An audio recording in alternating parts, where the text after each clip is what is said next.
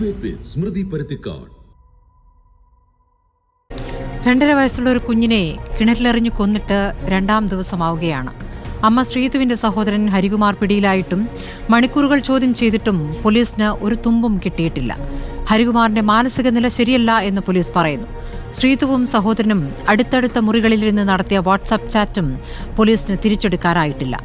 24 മണിക്കൂറിലധികം പ്രതി കസ്റ്റഡിയിലുണ്ടായിട്ടും ഒരു കുഞ്ഞിനെ കൊന്നതിന്റെ കാരണം കണ്ടെത്താൻ കേരള പോലീസിന് കഴിഞ്ഞിട്ടില്ല. മാനസിക രോഗത്തിന് മരുന്ന് കഴിക്കുന്നുവെന്ന എളുപ്പത്തിലുള്ള ഉത്തരത്തിനപ്പുറത്താണ് കാര്യങ്ങളെന്ന് കേൾക്കുന്നവർക്കെല്ലാവർക്കും അറിയാം. ശ്രീതുവും ഹരികുമാറും കരിക്കകത്ത് ജ്യോതിഷം പഠിക്കാൻ പോയിരുന്നുവെന്നും ട്യൂട്ടോറിയൽ അധ്യാപകരായിരുന്ന പ്രദീപ് കുമാർ ആദ്യം കാഥികനും പിന്നീട് മുട്ടക്കച്ചവടക്കാരനുമായ ശേഷമാണ് ശംഖുമുഖം ദേവിദാസനായി ജ്യോതിഷം പഠിപ്പിക്കാൻ തുടങ്ങിയതെന്നും നാട്ടുകാർ പറയുന്നു. ആ ദുരൂഹതയ്ക്കും പൂർണ്ണ വിരാമമായിട്ടില്ല. ചോദ്യമിതാണ്, കൊലയ്ക്ക് കൊടുത്തതാര്? ചർച്ചയിൽ കെ.എം. സുനിൽ, കോട്ടുകാൽ കോണം അവാർഡ് മെമ്പറാണ്. കെ.എം. ആന്റണി, റിട്ടയർഡ് SP ആണ്. അഡ്വക്കേറ്റ് പ്രമോദ് പുഴങ്കര, അഭിഭാഷകൻ. ഡോക്ടർ ശ്രീശൈലം ഉണ്ണികൃഷ്ണൻ, സാമൂഹ്യ നിരീക്ഷകൻ എന്നിവർ ചർച്ചയിൽ പങ്കെടുക്കുന്നു. ആദ്യം ഞാൻ അയൽവാസിയിലേക്ക് പോവുകയാണ്, അവിടുത്തെ വാർഡ് മെമ്പറായ കെ.എം. സുനിലിലേക്ക്. ശ്രീ സുനിൽ, ഇപ്പോൾ ഏറ്റവും ഒടുവിൽ പോലീസ് പറഞ്ഞത് താങ്കളും കേട്ടല്ലോ. ഇതിൽ ഹരികുമാർ മാനസികമായി പ്രശ്നങ്ങളുള്ള ഒരു വ്യക്തിയാണ്. ഇയാൾ ഇപ്പോൾ പറയുന്നതല്ല പിന്നീട് പറയുന്നത്. നീണ്ട 10 മണിക്കൂർ ചോദ്യം ചെയ്ത ശേഷമാണ് അയാളെ കസ്റ്റഡിയിലെടുത്തിരുന്നത്. ഇപ്പോൾ വീണ്ടും ഇത്ര നേരവും അയാളെ ചോദ്യം ചെയ്യുകയായിരുന്നു. പോലീസിനൊരു വിവരവും ലഭിച്ചിട്ടില്ല. നാട്ടുകാരെന്ന നിലയ്ക്ക് നിങ്ങൾക്ക് വ്യക്തതയുള്ള കാര്യങ്ങൾ എന്തൊക്കെയാണ്? മാഡം, ഇതിലെ ഹരികുമാറിനെ സംബന്ധിച്ചിടത്തോളം പോലീസ് പറയുന്നത് പോലെ മാനസികമായ ബുദ്ധിമുട്ടുള്ള ഒരാളാണെന്ന് ഞങ്ങൾക്ക് ബോധ്യം വന്നിട്ടില്ല. അയാൾ സ്വാഭാവികമായി സ്കൂളിൽ പഠിക്കുന്ന സമയത്ത് പോലും അദ്ദേഹത്തിന് പരീക്ഷ എഴുതുന്നൊരു സഹായിയെ കൊടുത്തു വെച്ചെഴുതുന്ന പ്രക്രിയ ഉണ്ടായിരുന്നു. അങ്ങനെയുള്ളൊരു ബുദ്ധിയുടെ ഒരു ഒരു പോരായ്മയുണ്ട്. പക്ഷെ അതല്ലാതെ ഹരികുമാറിനെ സംബന്ധിച്ചിടത്തോളം മാനസികമായി വിഭ്രാന്തിയുള്ള ആളാണെന്ന് ഞങ്ങൾക്കിതുവരെ ബോധ്യം വന്നിട്ടില്ല. അങ്ങനെ ഒരു ശല്യം ഈ പ്രദേശത്തിലെ ഒരാൾക്കും ഉണ്ടായിട്ടുമില്ല.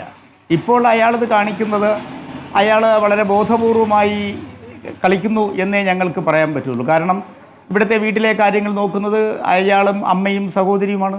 കടയറയിൽ പോയി സാധനം വാങ്ങാറുണ്ട്. ഒരിക്കലും ഇങ്ങനെ ഒരു മാനസികമായി ബുദ്ധിമുട്ടുള്ള ഒരു നിലയിൽ ഈ നാട്ടിലെ ആളുകൾക്ക് ആർക്കും ഹരികുമാറിൻ്റെ ജന്മം മുതൽ ഇതുവരെയുള്ള പ്രായത്തിനിടയിൽ ഞങ്ങൾക്ക് കാണാൻ കഴിഞ്ഞിട്ടില്ല. ഈ ഹരികുമാർ, ശ്രീതു, അവരുടെ കുടുംബം, ഇവരൊക്കെ നിങ്ങളൊക്കെ ആയിട്ട് നന്നായി ഇടപഴകുന്ന ഒരു കുടുംബമാണോ? തീർച്ചയായിട്ടും നന്നായിട്ട് ഇടപഴകുന്ന കുടുംബമാണ്. ഇവർ നേരത്തെയും താമസിച്ചിരുന്നത് കോട്ടുകാൽ കോണം 11-ാം വാർഡിൽ തന്നെയാണ്. ഇപ്പോൾ താമസിക്കുന്നത് റോഡിൻകരയിൽ ഈ 11-ാം വാർഡിൽ തന്നെയാണ്. അതായത് ഇവരുടെ ജന്മവീടും ഈ വാടക വീടും തമ്മിലൊരു നമ്മൾ നടന്നു പോയാൽ ഒരു 300-400 മീറ്ററിൻ്റെ വ്യത്യാസം മാത്രമേ ഉള്ളൂ എന്നതാണ്. ഇവരുടെ ജന്മം മുതലുള്ള കാര്യങ്ങൾ അറിയാം. നന്നായി നാട്ടുകാരുമായി സഹകരിക്കുകയും കാര്യങ്ങളെല്ലാം ചെയ്യുന്നൊരു കുടുംബമാണ്. ഇതിൽ ശ്രീതുവിൻ്റെ അമ്മ ഇവരിപ്പോൾ വാടകയ്ക്ക് താമസിക്കുന്ന വീട്ടിനടുത്തുള്ള മുത്താരമ്മൻ കോവിൽ ഹയർ സെക്കൻഡറി സ്കൂൾ സ്ഥിതി ചെയ്യുന്ന മുത്താരമ്മൻ കോവിലിലെ കഴകമായി ജോലിക്ക് കയറിയിട്ട് ഒരു 2-3 വർഷക്കാലം ഉണ്ടായിരുന്നു. അങ്ങനെ ഈ ക്ഷേത്രത്തിൽ വെളുപ്പിന് 5 മണിക്ക് കയറണമെന്നുള്ളത് കൊണ്ടാണ് അവർ ഈ വാടക വീട്ടിൽ താമസിക്കാൻ വന്നത്. ഇപ്പോൾ ഒരു 2 വർഷക്കാലമായി ശ്രീതുവിന് ദേവസ്വം ബോർഡിൽ ജോലി കിട്ടി എന്ന് പറഞ്ഞു തുടങ്ങിയത് മുതലാണ് സ്വാഭാവികമായവരുടെ പ്രവൃത്തികളിൽ മാറ്റം വന്നിരിക്കുന്നത്. സാമ്പത്തികമായി കടം വാങ്ങുന്നതായാലും അതുപോലെ തന്നെ മറ്റ് പ്രവൃത്തികളിൽ നാട്ടുകാരുടെ മുമ്പിൽ എന്തൊക്കെയോ മറച്ചു വെച്ചുകൊണ്ട് ഒരു ഷോ കാണിക്കുന്നതായി നമുക്ക് പിന്നീട് മനസ്സിലാക്കാൻ കഴിഞ്ഞു. ഇപ്പോൾ തന്നെ നമുക്ക് നേരിട്ടറിയാം, ഇവിടെ ഈ പ്രദേശത്തുള്ള ആളുകൾ, അല്പം മാറിയുള്ള ആളുകൾ എന്നൊക്കെ ലക്ഷങ്ങൾ കടം വാങ്ങിയിട്ടുണ്ട്. അത് വാങ്ങിയിട്ടുള്ളതൊന്നും അവർക്ക് മറ്റ് എന്തെങ്കിലും കാര്യങ്ങൾ പറഞ്ഞിട്ടല്ല, അവരുടെ സ്വകാര്യമായ ആവശ്യങ്ങൾ, അല്ലെങ്കിൽ അച്ഛൻ്റെ അസുഖ കാരണം, അല്ലെങ്കിൽ വീട്ടിൽ മകൾക്ക്, കുഞ്ഞിന്, ഈ മരണപ്പെട്ടു പോയ കുഞ്ഞിന് ചികിത്സ, ഇത്തരണത്തിലുള്ള വിഷയങ്ങൾ പറഞ്ഞാണ് ആളുകളിൽ നിന്ന് ഈ പൈസകൾ ഈ പ്രദേശത്തുനിന്ന് വാങ്ങിയിട്ടുള്ളത്. അവരുടെ നേരത്തെ നോക്കുമ്പോഴേക്കും ആരെയും അങ്ങനെയുള്ള ഒരു മൈൻഡുള്ളവരല്ല, ആരെയും പറ്റിക്കുന്നവരല്ല. നല്ല ഒരു ഫാമിലിയിൽ സിറ്റുവേഷൻ, പാവപ്പെട്ടവരാണ്, അങ്ങനെ ഒരു വലിയ പണക്കാരൊന്നുമില്ല. പക്ഷേ ഇപ്പോൾ ഈ വാടകയ്ക്ക് താമസിച്ച ശ്രീതുവാണ് ഇതിൻ്റെ പ്രധാനപ്പെട്ട കേന്ദ്രബിന്ദു. ശ്രീതുവാണ് ഇതിൽ തുടങ്ങിയത്. പക്ഷേ ശ്രീതു ചെയ്യുന്ന കാര്യങ്ങൾ അമ്മയ്ക്കും ഈ ഹരികുമാർ, അതായത് അമ്മയെന്ന ശ്രീകലയ്ക്കും ഈ സഹോദരൻ ഹരികുമാറിനും നന്നായിട്ടറിയാം. ഇവർ ഒരുമിച്ചാണ് യാത്ര, ഒരു ക്ഷേത്ര ദർശനത്തിന് പോയാൽ, ഒരു കല്യാണത്തിന് പോയാൽ, ഒരു വിവാഹ ഉറപ്പിപ്പിന് പോയാൽ, ഒരു ഉത്സവം കാണാൻ പോയാൽ ഇവർ ഇത്രയും പേര് ഒരുമിച്ചേ പോകാറുള്ളൂ. വേറിട്ടൊരിക്കലും അവർ പോയിട്ടില്ല എന്നുള്ളതാണ് യാഥാർത്ഥ്യം. താങ്കൾ പറഞ്ഞു വരുന്നത് കുഞ്ഞിനെ കൊലപ്പെടുത്തിയതിന്റെ കാരണം ബാക്കിയുള്ളവ എല്ലാവർക്കും അറിയാം, ആ വീട്ടിലെ എല്ലാവർക്കും അറിയാം എന്നാണോ?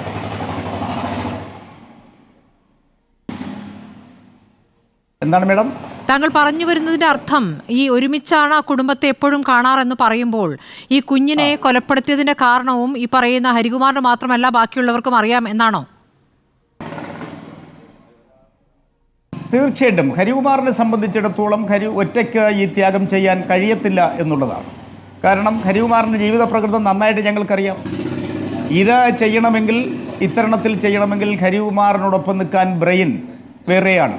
അത് മറ്റാരുമല്ല, പുറത്തു നിന്നൊരു ഏജൻസിയുമായി വരാനുള്ള സാധ്യതയില്ല, ഇല്ല തന്നെ, അത് ശ്രീതു തന്നെയാണ്. എന്തുകൊണ്ടാണ് അങ്ങനെ പറയുന്നത്? ഒരു അമ്മയെ പറ്റിയാണല്ലോ സംസാരിക്കുന്നത് ശ്രീ KM സുനിൽ. താങ്കൾ തന്നെ പറയുന്നു സമൂഹത്തിൽ നന്നായി ഇടപെടുന്ന ഒരു കുടുംബമാണ്. അങ്ങനെ ഒരു ദുരൂഹത നിങ്ങൾക്ക് തോന്നിയിട്ടില്ല. പക്ഷേ അവർക്ക് ദേവസ്വത്തിൽ ജോലി കിട്ടി എന്ന് പറഞ്ഞതിന് ശേഷമാണ് അവരുടെ രീതികളിൽ ഒരു മാറ്റം കണ്ടത്. ആ രീതികളിൽ എന്ന് പറയുമ്പോൾ പൈസ കടം വാങ്ങിയ വിഷയമാണ്. പക്ഷെ ഒരു കുഞ്ഞിനെ കൊന്നുകളയാൻ ഒരു സ്ത്രീക്ക് സാധിക്കുന്ന രൂപത്തിൽ എന്ത് സംശയമാണ് നിങ്ങൾക്കുള്ളത് ആ കാര്യത്തിൽ? സാറേ, ഞങ്ങൾക്ക് മാഡം ഈ കുട്ടിയെ കൊല്ലാൻ കണക്കിന് ഇവരെ എന്തുകൊണ്ട് പ്രാപ്തരായതിനെക്കുറിച്ച് ഞങ്ങൾക്കിപ്പോഴും ഉത്തരം കിട്ടുന്നില്ല. കാരണം ഇവരുടെ ജീവിത സാഹചര്യങ്ങൾ നോക്കുമ്പോഴേക്കും ഈ കുഞ്ഞ്, ഞങ്ങൾക്കിപ്പോൾ പോലീസിൻ്റെ അന്വേഷണവും കാര്യങ്ങൾ കേൾക്കുമ്പോൾ ഞങ്ങൾ നാട്ടുകാർക്ക് ഞെട്ടലുണ്ട്. ഇവരുടെ വീട്ടിലെ രീതികളിൽ, സഹോദരനും സഹോദരിയുമായിട്ടുള്ള ജീവിത രീതികളിലെ മൊബൈലിലെ ചാറ്റിംഗ് അടക്കമുള്ള കാര്യങ്ങളിൽ ഞങ്ങൾക്ക് ജിജ്ഞാസയുണ്ട്. പക്ഷേ ഇതൊന്നും ഞങ്ങൾക്ക് നേരത്തെ നാട്ടുകാർക്കൊന്നും സംശയം കിട്ടത്തക്ക ഒരു സിംറ്റംസും ഞങ്ങൾക്ക് അറിഞ്ഞുകൂടാ ഉണ്ടായിട്ടില്ല. പക്ഷേ ഹരികുമാറിനെ സംബന്ധിച്ച് ഒറ്റയ്ക്ക് ഇത് ചെയ്യത്തില്ല. കാരണം ഇതിലെ ഈ കാശ് വാങ്ങിയതിൽ കാണിച്ച സൂത്രക്കാരി, അതിൽ കാണിച്ചിരിക്കുന്ന ബുദ്ധി എന്ന് പറയുന്നത് ശ്രീതുവാണ്. ശ്രീതുവെ ഇത്തരണത്തിലെ കാര്യങ്ങൾക്ക് നേതൃത്വം കൊടുക്കാൻ കഴിയൂ. കാരണം ഞങ്ങൾക്ക് അനുഭവം ഉള്ളത്, ശ്രീതുവിൻ്റെ വിവാഹത്തിന് മുമ്പ് ശ്രീതുവിൻ്റെ കുടുംബവുമായി അടുത്ത ബന്ധമുള്ള ഒരു ചെറുപ്പക്കാരനുമായി പ്രണയത്തിലാകുന്നു. നമുക്കിങ്ങനെ വ്യക്തിപരമായ കാര്യങ്ങൾ അതിലേക്ക് പോകണോ ശ്രീ KM സുനിൽ? ഇതൊക്കെ എല്ലായിടത്തും സംഭവിക്കുന്ന കാര്യങ്ങളാണ്, എല്ലാ കുടുംബങ്ങളിലും സംഭവിക്കുന്ന കാര്യമാണ്. പക്ഷെ ഒരു കുഞ്ഞിനെ കൊലപാതകവുമായി ബന്ധപ്പെട്ടാണല്ലോ നമ്മൾ ചർച്ച ചെയ്യുന്നത്. അപ്പോൾ അതിലേക്ക് നയിക്കുന്ന ഒരു ക്രിമിനൽ സ്വഭാവമുള്ള വ്യക്തിയാണ് എന്ന് സ്ഥാപിക്കാൻ കഴിയുമോ? ഞാൻ രാവിലെ മുതൽ താങ്കളുടെ പ്രതികരണം കാണുന്നുണ്ട്. ഈ ശ്രീതുവിൻ്റെയും ഹരികുമാറിൻ്റെയും അച്ഛൻ്റെ മരണത്തിലും നിങ്ങളിപ്പോൾ സംശയം പ്രകടിപ്പിക്കുന്നുണ്ട്. അപ്പോൾ അതിനൊക്കെ ഉള്ള എന്തെങ്കിലും കാരണങ്ങളുണ്ടോ? അതിൽ ഈ പറയുന്ന അവർ പഠിക്കാൻ പോയി, ജ്യോതിഷം പഠിക്കാൻ പോയി. അപ്പോൾ ആ ജ്യോതിഷിയെയും ഇപ്പോൾ പോലീസ് ചോദ്യം ചെയ്തു. ആ കടം പൈസ പറ്റിച്ചു എന്നുള്ള ശ്രീതുവിൻ്റെ പരാതി അവിടെ അയാളുമായി ബന്ധപ്പെട്ടുണ്ട്. അതല്ലാതെ അയാൾക്ക് ഇതിൽ പങ്കില്ല എന്നാണ് നിലവിൽ പോലീസിന് ലഭിക്കുന്ന വിവരം. അതെ, ഇതിൽ ഞങ്ങൾ അങ്ങനെ സംശയിക്കാനുള്ള കാരണം എന്ന് പറഞ്ഞാൽ, ഞാൻ നിരവധി വട്ടം പറഞ്ഞിട്ടുള്ള കാര്യങ്ങളിലൊന്നാണ്, ഈ കുഞ്ഞ് റോഡിലേക്ക് വരികയും വാഹനമിടിച്ച് തെറിച്ച് വീഴുകയും അമ്മ കിണറ്റിൽ ചാടി ആത്മഹത്യ ചെയ്യാൻ ശ്രമിക്കുകയും മെഡിക്കൽ കോളേജിൽ അത്യാസന്ന നിലയിലാണെന്ന് പറഞ്ഞ ആളുകളോട് കടം വാങ്ങിയത് ശ്രീതുവാണ്. അന്നും ഈ സംഭവം ഇവിടെ ഉണ്ടായിട്ടില്ല. പിന്നെ അച്ഛൻ്റെ രോഗത്തെക്കുറിച്ച് ബന്ധുക്കളിൽ നിന്ന് അന്തിയൂർ ഭാഗത്ത് അത് പിന്നീട് നിങ്ങൾ ചോദിച്ചില്ലേ? അത് അവരപ്പോൾ ഞങ്ങൾ ചോദിക്കുമ്പോഴേക്കും അവർ ഒഴിഞ്ഞു മാറിയാണ് പറയുന്നത്. അതായത് ഞങ്ങൾ ചോദിക്കും, ഞാൻ ഒരിക്കൽ ചോദിക്കുന്നു, ശ്രീതു എത്ര കടമുണ്ടാക്കി വെച്ചിട്ടുണ്ട്? അല്ല, അത് മേഡം ഇപ്പോൾ നമുക്ക് കേൾക്കുന്ന അനുസരിച്ച്, അതായത് അവരുടെ അച്ഛൻ്റെ മരണാനന്തര ചടങ്ങുകൾ, സഞ്ചയന കർമ്മങ്ങൾ നടക്കുമ്പോഴേക്കും, അവരുടെ ബന്ധുജനങ്ങൾ കൂടുമ്പോഴേക്കും ഏതാണ്ട് 1/2 കോടിയോളം രൂപയ്ക്കകത്ത് 1/2 കോടിയോളം രൂപയോളം കടമുണ്ട്. അതിനാൽ ശ്രീതുവിൻ്റെ ഭർത്താവിനെ ശ്രീതുവിനോടൊപ്പം താമസിച്ചിവിടെ നിർത്തിയിട്ട് പോയാൽ ഈ കടക്കാരെല്ലാം വന്ന് അദ്ദേഹത്തെ ബലം പ്രയോഗിക്കും, അല്ലെങ്കിൽ കമ്പൽ ചെയ്യും പൈസയ്ക്ക് വേണ്ടി. അതുകൊണ്ട് നിർത്താൻ സമ്മതിച്ചില്ല എന്നാണ് ഈ ശ്രീതുവിൻ്റെ ഒരു ബന്ധു എന്നോട് പറഞ്ഞത്. അപ്പോൾ പൈസ നേടുന്നതിന് ശ്രീതു കാണിച്ചിരിക്കുന്ന ഹീനമാർഗങ്ങൾ, അച്ഛൻ അത്യാസന്ന നിലയിൽ നിംസിൽ കിടക്കുന്നു, വലിയൊരു സർജറി നടത്തണം, അതിന് ലക്ഷങ്ങൾ വേണമെന്ന് പറഞ്ഞ് ബന്ധുക്കളുടെ അടുത്ത് പോയി പൈസ കടം ചോദിക്കുന്നു. അച്ഛൻ ആ പറയുന്ന ഈ അത്യാസന്ന നിലയിൽ സർജറി നടക്കണം എന്ന് പറഞ്ഞതിൻ്റെ പിറ്റേന്ന് അച്ഛൻ ഡിസ്ചാർജായി വീട്ടിൽ വരുന്നു. എനിക്കറിയാൻ കഴിഞ്ഞത്, ഈ മരണം നടക്കുന്നതിൻ്റെ അന്ന് പോലും അച്ഛൻ കപ്പലണ്ടി അടക്കമുള്ള സാധനങ്ങളിൽ ഇരുന്ന് കഴിച്ചു, വാതിൽപ്പടിയിലിരുന്ന് കഴിച്ചു എന്നാണ് അയൽപ്പക്കകളിൽ നിന്ന് എനിക്കറിയാൻ കഴിഞ്ഞത്. അപ്പോൾ ഇങ്ങനെ നമുക്ക് നോക്കുമ്പോൾ അച്ഛൻ്റെ പേരിലും കുട്ടിയുടെ പേരിലും പറഞ്ഞ് ഇങ്ങനെ പൈസകൾ കടം വാങ്ങി എന്നുള്ളത് വളരെ വ്യക്തമായ സാഹചര്യങ്ങൾ നമുക്കിവിടെ നിലനിൽക്കുമ്പോൾ ഞങ്ങൾക്ക് അങ്ങനെ സംശയിക്കുന്നതിൽ തെറ്റുണ്ടോ? ശരി, ശ്രീ സുനിൽ താങ്കളിലേക്ക് വരാം. Shri KM Antony, retired SP ആണല്ലോ. ഇന്നിപ്പോൾ പോലീസ് രാവിലെ നടത്തിയ പ്രതികരണമായാലും വൈകിട്ട് നടത്തിയ പ്രതികരണമായാലും ഈ മാനസിക പ്രശ്നങ്ങളുള്ള ശ്രീതുവിൻ്റെ സഹോദരൻ നടത്തിയ ഒരു കൃത്യം എന്ന രൂപത്തിലേക്കാണ് പോലീസ് അനുമാനം എത്തുന്നത്. ബാക്കിയുള്ളവരെയൊക്കെ ചോദ്യം ചെയ്ത ശേഷവും മൊഴികളിൽ പൊരുത്തക്കേട്, പറയുന്നതിൽ വൈരുദ്ധ്യം എന്നൊക്കെയാണ് ആദ്യ സൂചനകൾ ഉണ്ടായിരുന്നെങ്കിലും ഇപ്പോൾ ഒരാളിലേക്ക് എന്ന രൂപത്തിലേക്ക് പോലീസ് എത്തുന്നു. താങ്കൾക്കിതിൽ എന്താണ് തോന്നുന്നത്? നാട്ടുകാരുടെ പ്രതികരണം, നാട്ടുകാരുടെ മൊഴി അതിൽ പോലീസ് ഗൗരവത്തിൽ എടുക്കേണ്ടതല്ലേ? കാരണം എന്തൊക്കെയോ അസ്വാഭാവികതകളുണ്ട്. സഹോദരിയും സഹോദരനും തൊട്ടടുത്ത മുറികളിലിരുന്ന് വാട്സപ്പ് ചാറ്റ് നടത്തേണ്ട സാഹചര്യമില്ലല്ലോ. അപ്പോൾ അതിൽ ആ ചാറ്റാണെങ്കിൽ ഡിലീറ്റ് ചെയ്ത് കളയുകയും ചെയ്തു, അത് റിട്രീവ് ചെയ്തിട്ടില്ല. അപ്പോൾ ഇത്തരം കാര്യങ്ങളിൽ കൂടി വ്യക്തത വരാതെ ഇതിൽ മറ്റ് വിഷയങ്ങളില്ല എന്ന രൂപത്തിലേക്ക് പോലീസ് അനുമാനത്തിലേക്ക് എത്തുന്നത് അത് വേഗത്തിലായി പോയോ? മതി, ഇതിനകത്ത് അസ്വാഭാവികമായിട്ടും അതുപോലെ തന്നെ ദുരൂഹമായിട്ടുമുള്ള ഒരുപാട് കാര്യങ്ങൾ ഈ കേസിൻ്റെ ആരംഭം മുതൽ ഇന്നലെ ഇത് റിപ്പോർട്ടായി മാധ്യമ ശ്രദ്ധ ആകർഷിക്കുന്ന സമയം തൊട്ട് തന്നെ ആ രീതിയിൽ വരുന്നുണ്ട്. അപ്പോൾ ഈ ഹരികുമാറിനെ സംബന്ധിച്ചിടത്തോളം അയാൾ കുറ്റമേറ്റു എന്ന് പറഞ്ഞു. കുറ്റമേറ്റു കഴിഞ്ഞാൽ ഉടൻ തന്നെ കേസിൻ്റെ അന്വേഷണം തീരുകയല്ല ചെയ്യുന്നത്. പോലീസിനെ സംബന്ധിച്ചിടത്തോളം ചില സംഭവങ്ങളിലോ ചില കേസുകളിലോ ഒക്കെ കുറ്റമേൽക്കാൻ ആൾ കാണും. പക്ഷെ അതല്ല, കുറ്റമേറ്റു കഴിഞ്ഞാൽ കുറ്റമേൽക്കാനുണ്ടായ സാഹചര്യം എന്ത് എന്നുള്ളത് ആദ്യം നോക്കണം. അത് ശരിയാണെന്ന് ബോധ്യപ്പെട്ടാൽ കുറ്റകൃത്യത്തിലേക്കുള്ള തെളിവുകളിലേക്കാണ് പോകേണ്ടത്. ഇയാൾ ആദ്യം തന്നെ കുറ്റമേൽക്കുകയും അതിനുശേഷം എങ്ങനെയാണ് മറ്റു കാര്യങ്ങൾ മറ്റു തെളിവുകളെ ചോദിച്ചപ്പോൾ അത് നിങ്ങൾ കണ്ടെത്തുക എന്നുള്ള രീതിയിൽ പറയുകയും ചെയ്തു. അയാൾ ആ മറുപടി എന്ന് പറയുന്നത് അതൊരു യുക്തിയുള്ള മറുപടിയാണ്. കാരണം അപ്പോൾ അതിനകത്ത് അയാൾ ചില കാര്യങ്ങൾ മറച്ചു വയ്ക്കാൻ ശ്രമിക്കുന്നു എന്നുള്ളതാണ് മനസ്സിലാക്കേണ്ടത്.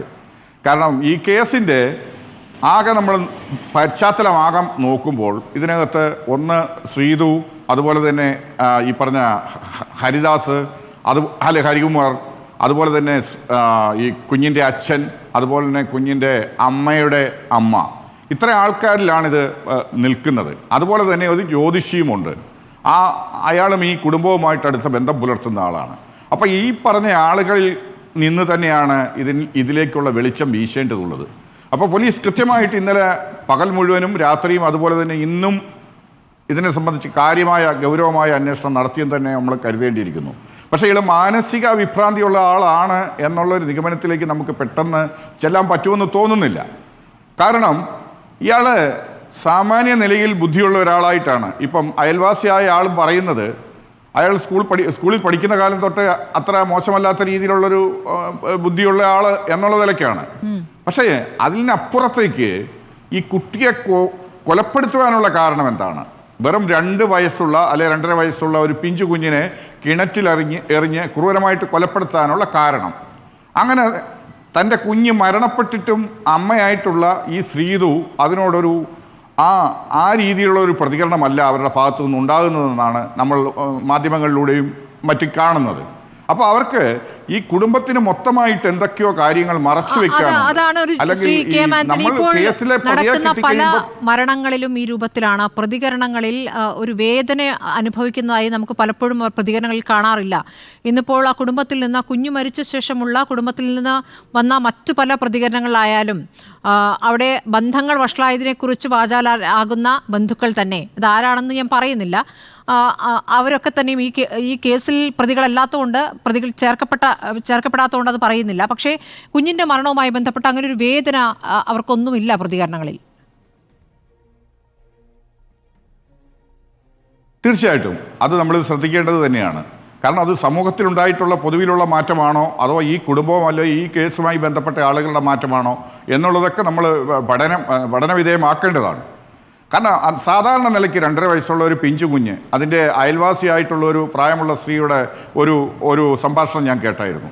അവർ പറഞ്ഞു വളരെ മിടുക്കിയായിട്ടുള്ള, വളരെ സ്മാർട്ടായിട്ടുള്ള ഒരു കുട്ടിയാണ്, ആ അമ്മയ്ക്ക് ടാറ്റ കൊടുക്കും, അങ്ങനെ വളരെ നല്ലതായിട്ട് നടന്ന ഒരു കുട്ടിയെ നഷ്ടപ്പെട്ടിട്ടല്ലെങ്കിൽ ഏതെങ്കിലും രീതിയിൽ മരണപ്പെട്ടതിൽ അമ്മയ്ക്കോ അമ്മയുടെ അമ്മയ്ക്കോ അല്ലെങ്കിൽ അങ്ങനെ അവരുമായിട്ട് ഏറ്റവും അടുപ്പമുള്ള ബന്ധുക്കൾക്ക് ആർക്കും തന്നെ അതൊരു വലിയ വിഷയമായിട്ടോ പ്രശ്നമായിട്ടോ കാണുന്നില്ല. ഇവരിൽ ആരെങ്കിലും മുന്നോട്ട് വന്ന് തുറന്നു പറയുകയാണ് ഇതിൻ്റെ കാരണങ്ങളെങ്കിൽ അത് പോലീസിന് അക്കാര്യങ്ങൾ വെരിഫൈ ചെയ്യാൻ പറ്റും. അതിൽ ഹരികുമാർ മാത്രമാണ് ഇതിനകത്ത് ഉൾപ്പെട്ടിട്ടുള്ളത് എങ്കിൽ അത് മാത്രം മതി. നമുക്കതിനപ്പുറത്തേക്ക് പോകണമെന്ന് നമ്മൾ ആഗ്രഹിക്കുന്നില്ല. സത്യം എന്താണോ അത് കണ്ടെത്തുക എന്നുള്ളത് മാത്രമാണ് പോലീസിൻ്റെ കടമയായിട്ടുള്ളത്. കാരണം ഇതിൽ ഏകദേശം പോലീസ് കൃത്യമായിട്ട് ഈ അന്വേഷണ ഉദ്യോഗസ്ഥരെ സംബന്ധിച്ചിടത്തോളം അവിടെ ഇപ്പം റൂറൽ SP എന്ന് പറയുന്നത് കേരളത്തിൽ തന്നെ അറിയപ്പെടുന്ന കെ സുദർശൻ എന്ന് പറയുന്നത് അറിയപ്പെടുന്നതും പ്രാപ്തനുമായിട്ടുള്ള ഒരു അന്വേഷണ ഉദ്യോഗസ്ഥൻ തന്നെയാണ്. യാതൊരു രീതിയിലും അതിനകത്തൊരു അപാകതയോ അല്ലെ അലംഭവമോ ഒന്നും സംഭവിക്കില്ല. പൂർണ്ണമായിട്ടും വിശ്വസിക്കാൻ പറ്റുന്ന അന്വേഷണ ഉദ്യോഗസ്ഥർ തന്നെയാണ്.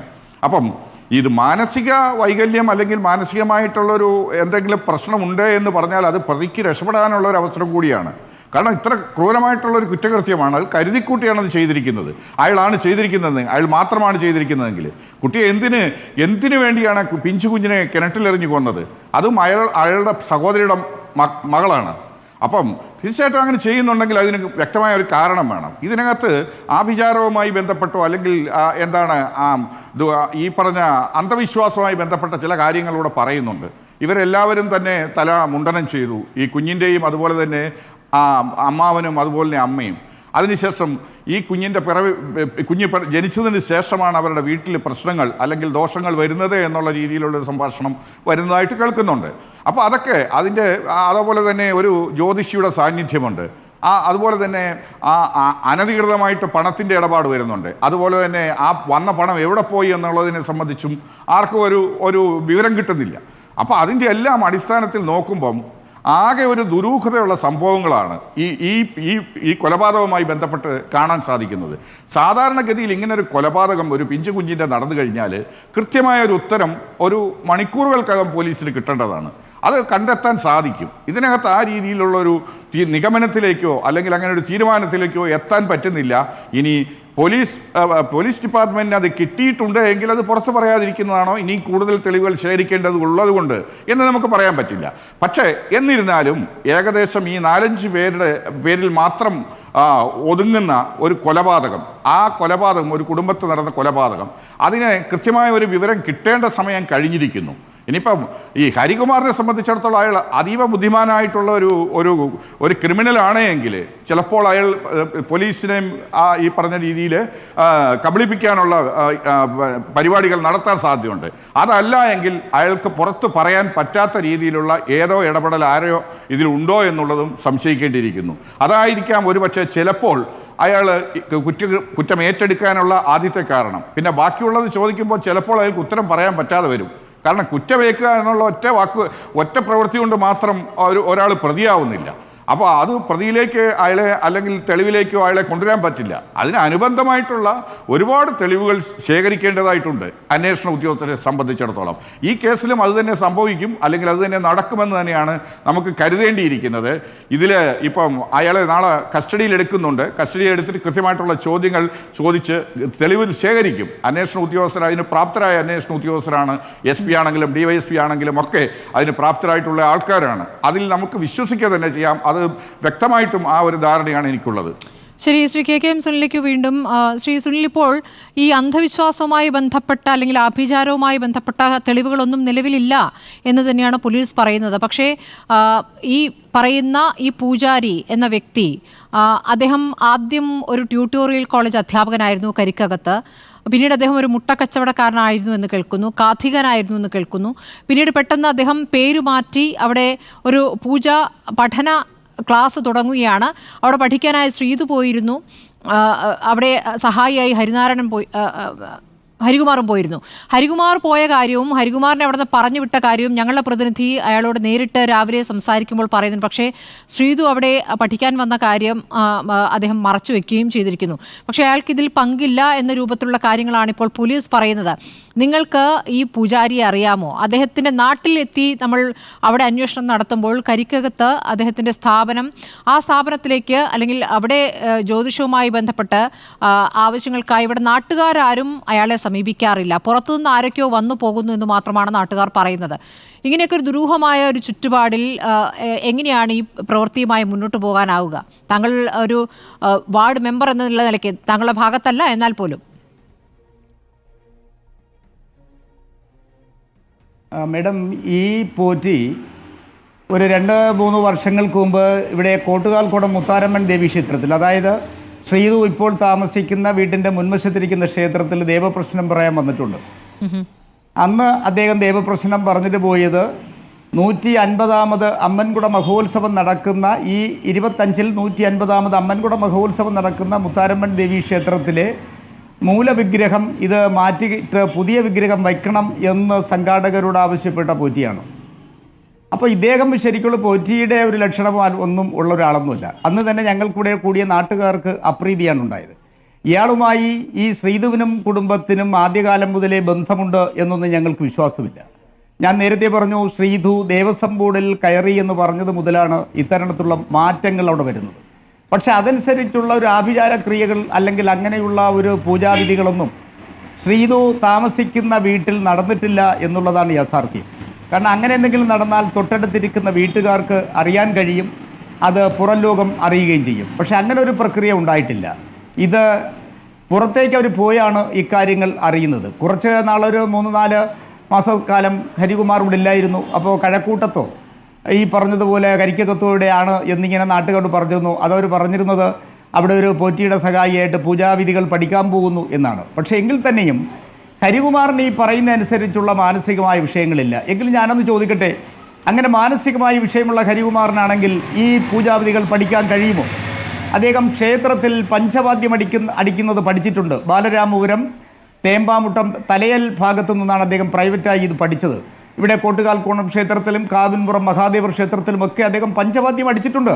അപ്പോൾ ഇവിടെയൊന്നും മാനസികമായ പ്രശ്നമുണ്ടെങ്കിൽ ഇതിനൊന്നും കൃത്യമായി അവിടുത്തെ പൂജാവിധികൾക്കനുസരിച്ച് അദ്ദേഹത്തിന് ഇതിന് താളം ചെയ്യാൻ കഴിയത്തില്ല.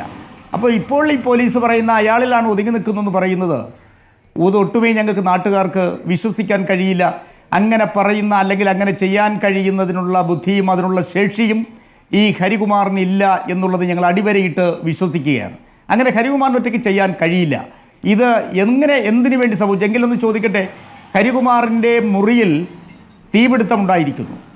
ഹരികുമാർ കിടന്ന മുറിയിൽ തീപിടുത്തമുണ്ടായിരിക്കുന്നു. രാവിലെ ഈ മരണമറിഞ്ഞ ഞാൻ ഇന്നലെ 6-6:15 ഹരികുമാറിൻ്റെ വീട്ടിലെത്തുന്നു. അപ്പോഴേക്കും ഹരികുമാറിൻ്റെ അമ്മയും ശ്രീധുവും പറഞ്ഞത് ഒരു 2 മണിക്കും 3 മണിക്കും ഇടയിൽ ഹരികുമാറിൻ്റെ മുറിയിൽ തീപിടുത്തം ഉണ്ടാകുന്നു. ഈ ഹരികുമാർ സ്ഥിരം മദ്യപിക്കുന്ന അല്ലെങ്കിൽ മദ്യപിക്കുന്ന ഒരാളല്ല, പുകവലിക്കുന്ന ഒരാളല്ല. എങ്കിൽ നമുക്ക് മനസ്സിലാക്കാം രാത്രിയിൽ അദ്ദേഹത്തിന് ഈ സമയത്ത് ഉറക്കം വരാത്തത് കൊണ്ട് സിഗരറ്റ് വലിച്ചിട്ട് അതിൻ്റെ ഈ തീപ്പെട്ടിക്കുറ്റി അദ്ദേഹം ശ്രദ്ധിക്കാതെ എറിഞ്ഞു, തീപിടിച്ചെന്ന് കരുതാം. അല്ലെങ്കിൽ പുകവലിച്ച് തീർന്നപ്പോഴേക്കും സിഗരറ്റിൻ്റെ കുറ്റി എറിഞ്ഞ് തീപിടിച്ചെന്ന് പറയാം. അങ്ങനെ ഒരു പ്രക്രിയ ഉള്ള ഒരാളല്ല, അങ്ങനെ ഉണ്ടായിട്ടില്ല. അപ്പോൾ ഈ തീപിടുത്തം എങ്ങനെ ഉണ്ടായി? മണ്ണെണ്ണയുടെ നല്ല സ്മെല്ല് വരുന്നുണ്ട്. ആരും തിരിച്ചറിയാതിരിക്കാൻ വേണ്ടി ഫയർഫോഴ്സ് വന്ന് വെള്ളം ചീറ്റിയതുപോലെയാണ് ആ മുറിക്കകത്ത് മുഴുവനും വെള്ളം കെട്ടി നിന്നത്. എങ്കിലും മണ്ണെണ്ണയുടെ നല്ല രൂക്ഷഗന്ധം പുറത്തേക്ക് വന്നുകൊണ്ടിരുന്നു. അപ്പോൾ ഈ 2-നും 3 മണിക്കും ഇടയ്ക്കാണ് സംഭവിച്ചത്. ആ സമയത്ത് എന്നോട് രാഗിണിയും അതായത് ശ്രീകല എന്ന മുത്തശ്ശിയും ശ്രീധുവും എന്നോട് പറഞ്ഞത്, ഞാൻ ചോദിച്ചു, അവരോട് ചോദിച്ചത് ഇവിടെ നിങ്ങൾക്ക് പരിചയമില്ലാത്ത ആരെങ്കിലും വന്ന് എന്ന് ചോദിച്ചു. അപ്പോൾ അവർ പറഞ്ഞത് 2 മണിയോടുകൂടി ഒരാൾ വന്ന് കിണറിൻ്റെ ഭാഗത്തായി നിൽക്കുന്നതായി കണ്ടു. ഞങ്ങളല്ല കണ്ടത്, പാർവണേന്ദു, ഈ മരിച്ചുപോയ കുട്ടിയുടെ മൂത്ത ചേച്ചി 7 വർഷയോളം പ്രായമുള്ള പാർവണേന്ദുവാണ് കണ്ടതെന്ന് പറഞ്ഞു.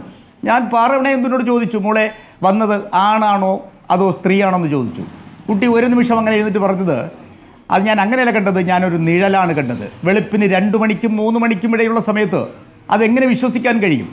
ഈ തീ പിടിക്കുന്നത് ഇവരെ വീട്ടുകാർ മറ്റാരും അറിയുന്നില്ലേ? അപ്പോൾ ഇതെങ്ങനെ അണച്ചു? എങ്ങനെ തീപിടുത്തമുണ്ടായി? പിന്നെ മറ്റൊന്നുകൂടെ ഞാനൊന്ന് ചോദിക്കട്ടെ, ശ്രീധുവും ഭർത്താവും ഈ കുഞ്ഞ് ജനിച്ച നാൾ മുതൽ, ജനിച്ച് കുറച്ച് നാൾ കഴിഞ്ഞത് മുതൽ ഒരു കൂരയ്ക്ക് കീഴിൽ കഴിച്ചിട്ടേ ഇല്ല. ഇവിടെ അച്ഛൻ്റെ ഉദയകുമാറിൻ്റെ മരണാനന്തര 16 അടിയന്തരത്തിന് ഉദയകുമാർ ഇന്നലെയാണ് വരേണ്ടിയിരുന്നത്. ഉദയകുമാർ 15-ൻ്റെ അന്ന് ഇവിടെ എത്തി. ഈ ഉദയകുമാറല്ല, ഈ ശ്രീധുവിൻ്റെ ഭർത്താവ്. ഈ 15-ൻ്റെ അന്ന് ശ്രീധുവിൻ്റെ ഭർത്താവ് ഇവിടെ വരണമെങ്കിൽ ഇവർ നിർബന്ധിച്ച് വിളിച്ചതാണോ അദ്ദേഹം സ്വയം വന്നതാണോ? ഇത് അദ്ദേഹം നിർബന്ധിച്ച് വിളിച്ചാണ് ശ്രീധുവിൻ്റെ ഭർത്താവ് ഇവിടെ വന്നെങ്കിൽ പകൽ പോലെ സത്യമല്ലേ? മനഃപൂർവ്വം കൊലപാതകം നടത്തി ആ ഭർത്താവിൻ്റെ തലയ്ക്ക് കുഞ്ഞിൻ്റെ അച്ഛൻ്റെ തലയിൽ വച്ച് കെട്ടി ഇവർക്ക് രക്ഷപ്പെടുക എന്നുള്ളതല്ലേ? ഞാൻ ചോദിച്ചു, കുഞ്ഞ് ഇവിടെയാണ് കിടന്നത്, അത് കുഞ്ഞിൻ്റെ അച്ഛൻ്റെ അടുത്താണ്. ഞാൻ വെളുപ്പിന് 5 മണി കഴിയുമ്പോൾ എന്ന് പറഞ്ഞാൽ സമയത്തിന് എനിക്ക് അവർ പൊരുത്തപ്പെടുത്തി പറഞ്ഞു തന്നത് കോട്ടുകാൽക്കോണം മുത്താരമ്മൻ ദേവി ക്ഷേത്രത്തിൽ രാവിലെ ഇടുന്ന പ്രഭാത ഗീതങ്ങൾ കേട്ട് കഴിഞ്ഞ് ഉദ്ദേശം ഒരു 5-10 മിനിറ്റിൻ്റെ സമയമിരിക്കും. ഞാൻ ബാത്റൂമിലേക്ക് പോകുമ്പോൾ അച്ഛൻ്റെ അടുത്ത് കിടക്കുന്നു. ബാത്റൂമിൽ ഇരിക്കുമ്പോഴേക്കും കുഞ്ഞിൻ്റെ കരച്ചിൽ കേട്ടു. അമ്മ, കുഞ്ഞ് കരയുന്നു എന്ന് പറഞ്ഞു. ഞാൻ ബാത്റൂമിൽ നിന്ന് ഫ്രഷായി പുറത്തു വന്ന് നോക്കുമ്പോൾ കുഞ്ഞിനെ കാണുവാനില്ല. ഇതാണ് ശ്രീധു എന്നോട് പറഞ്ഞത്. അപ്പോൾ ഈ തീപിടുത്തമുണ്ടായതും ഈ പ്രക്രിയകൾ ഇങ്ങനെ ഉണ്ടായതൊന്നും ശ്രീധുവിൻ്റെ ഭർത്താവ് അറിഞ്ഞില്ല എങ്കിൽ അദ്ദേഹത്തിന് ഭക്ഷണത്തിലും എന്തെങ്കിലും കൊടുത്ത് ഉറങ്ങാൻ വേണ്ടിയുള്ള പ്രക്രിയ നമ്മുടെ ജോളി ചെയ്തതുപോലെ ചെയ്തിരിക്കില്ലേ എന്നെനിക്കൊരു സംശയം. കാരണം അത്രയ്ക്ക് തീപിടുത്തം ഉണ്ടായിരിക്കുന്നു മുറിക്കകത്ത്. അപ്പോൾ എന്തായാലും നല്ലൊരു ബഹളവും ശബ്ദം ഉണ്ടാകണം. അദ്ദേഹം അത് അറിയണ്ടേ? അദ്ദേഹം അത് അറിഞ്ഞോ ഇല്ലയോ എന്ന് ഒരു ചർച്ചകളിൽ ഞാൻ കേട്ടുമില്ല കണ്ടതുമില്ല. അതുകൊണ്ട് ഞാൻ അതിനെക്കുറിച്ച് ആധികാരികമായി പറയുന്നില്ല. ഇതിൽ നിന്നും വളരെ വ്യക്തമാണ് ഹരികുമാറിന് ഒറ്റയ്ക്ക് ചെയ്യാൻ കഴിയില്ല. എങ്കിൽ എന്തിന് ഹരികുമാർ ആ മുറിക്കകത്ത് തീയിട്ട് ചെയ്തു? അപ്പോൾ ഇതങ്ങനെ ചെയ്തിട്ടുണ്ടെങ്കിൽ ഹരികുമാറിന് പ്രോത്സാഹനം കൊടുക്കാൻ, നിർദ്ദേശം കൊടുക്കാൻ അതിനകത്ത് ആളുണ്ട്. അത് ശ്രീതു തന്നെയാണ്. അല്ലാതെ ഞങ്ങൾക്ക് വ്യക്തിപരമായിട്ട് എനിക്ക് അവരോടൊന്നും ഒരു അഭിപ്രായമില്ല. കാരണം എനിക്ക് വ്യക്തിപരമായി നല്ല അടുത്ത ബന്ധമുള്ള കുടുംബമാണ്. ഞാൻ 2005 ബാലരാമപുരം ഗ്രാമപഞ്ചായത്തിൻ്റെ ക്ഷേമകാര്യ കമ്മിറ്റി ചെയർമാനാകുമ്പോഴേക്കും അങ്കണവാടി ഹെൽപ്പറായി ശ്രീകലയ്ക്ക്, അല്ലെങ്കിൽ രാഗിണി എന്ന് പറയുന്ന ശ്രീകലയ്ക്ക് ജോലി വാങ്ങിക്കൊടുത്തത് ഞാനാണ്. എനിക്ക് ആ കുടുംബവുമായി നല്ല ബന്ധമുണ്ട്. ഇപ്പോഴും എനിക്ക് ആ ബന്ധമുണ്ട്.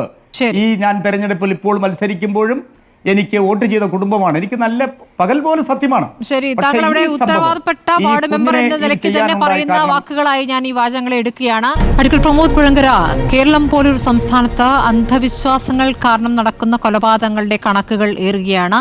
ഈ അടുത്തടുത്ത ദിവസങ്ങളിൽ തന്നെ ഒരുപാട് സംഭവങ്ങളായി. ഈ കേസിൽ അത്തരമൊരു വ്യക്തതയിലേക്ക് വന്നിട്ടില്ല എങ്കിൽ പോലും ഈ നെയ്യാറ്റിൻകരയിലെ ഗോപൻ സ്വാമിയായ കഥ, അവിടെ മക്കൾ കാണിച്ചു കൂട്ടിയ കാര്യം, പിന്നീട് അവിടെ ഒരു ടൂറിസ്റ്റ് കേന്ദ്രം തന്നെ ആകുമെന്നുള്ള രീതിയിൽ തന്നെ, തീർത്ഥാടന കേന്ദ്രമാകുമെന്നുള്ള രീതിയിൽ ആ മക്കൾ പറഞ്ഞതൊക്കെ നമ്മൾ കേരളം കണ്ടതാണ്. ഇന്നിപ്പോൾ ബാലരാമപുരത്ത് ഇത് കേൾക്കുന്നു. നെന്മാറയിൽ കഴിഞ്ഞ ദിവസം അവിടെ ചെന്താമര എന്ന വ്യക്തി അയാളെ സ്വയം കടുവയായി കാണുകയാണ്. അദ്ദേഹം കൊല നടത്താൻ കാരണമായി പറയുന്നത് മുടി നീട്ടിയ സ്ത്രീയാണ് കുടുംബത്തിന് പ്രശ്നമാകുന്നത് എന്നുള്ളതാണ്. അപ്പോൾ ഇങ്ങനെ ഒരുപാട് കാര്യങ്ങൾ, ഒരുപാട് കേസുകൾ ഒരേ രീതിയിൽ തന്നെ വന്നുകൊണ്ടിരിക്കുകയാണ്. നമുക്ക് ഇലന്തൂർ നരബലിക്ക് ശേഷം വീണ്ടും ഈ അന്ധവിശ്വാസ നിരോധന ബിൽ എന്നുള്ള ആവശ്യം ശക്തമായി വന്നിരുന്നു. പക്ഷേ പിന്നീട് അതങ്ങ് മുങ്ങിപ്പോവുകയാണ്. എന്തുകൊണ്ടാണ് കേരളം പോലൊരു സംസ്ഥാനത്ത് അങ്ങനെ ഒരു ബിൽ പാസ്സാക്കാൻ കഴിയാത്തത് എന്നുള്ള വലിയ വിഷയമല്ലേ? തീർച്ചയായും. ഇന്നിപ്പോൾ നമ്മളുടെ ചർച്ചയ്ക്ക് ആസ്പദമായി വന്നിരിക്കുന്ന കേസ് എന്ന് പറയുന്നത് അത് അന്വേഷണം നടന്നുകൊണ്ടിരിക്കുന്ന ഒരു സംഭവമാണ്. സംഭവം നടന്നിട്ട് അധികം ദിവസങ്ങളായിട്ടില്ല.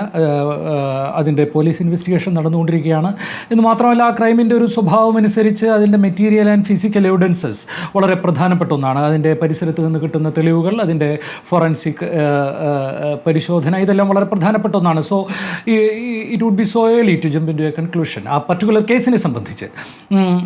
പക്ഷേ അതവിടെ അത് ഉള്ളപ്പോഴും അതിലെ ആരാണ് പ്രതി, ആര് പ്രതിയല്ല എന്നൊക്കെ പറയുക എന്ന് പറയുന്നത് കുറച്ച് സാഹസമായിരിക്കും ഇപ്പോൾ തന്നെ. പക്ഷേ അത് മറ്റൊരു രീതിയിൽ അതിൻ്റെ ലഭ്യമായ വിവരങ്ങളനുസരിച്ച് ഇപ്പോൾ ഇവിടെ സ്മൃതി പറഞ്ഞതുപോലെ ഇലന്തൂരിൽ നിന്നും ഈ പാലക്കാട്ടെ ചെന്താമരയിലേക്കും അതുപോലെ തന്നെ ഇവിടുത്തെ ദിവ്യനിലേക്കും ഒക്കെ എത്തുന്നതിൽ നമ്മൾ കാണുന്ന പൊതുവായൊരു ഘടകം എന്ന് പറയുന്നത് കേരളം പോലെ ഒരു ആധുനിക ജനാധിപത്യ സമൂഹമായി മുന്നോട്ട് പോകുന്നു. ഞാനത് കുറച്ച് ഊന്നി പറയുന്നത്, മുന്നോട്ട് പോകുന്നു എന്ന് നമ്മൾ ധരിക്കുന്ന ഒരു സമൂഹം വാസ്തവത്തിൽ എങ്ങനെയാണ് ജീവിച്ചുകൊണ്ടിരിക്കുന്നത് എന്നുള്ളതിൻ്റെ വളരെ നിർഭാഗ്യകരമായ, സന്ദേഹഭരിതമായ ഒരു അന്തരീക്ഷമാണ് നമ്മളിപ്പോൾ ഈ കണ്ടുകൊണ്ടിരിക്കുന്നത്.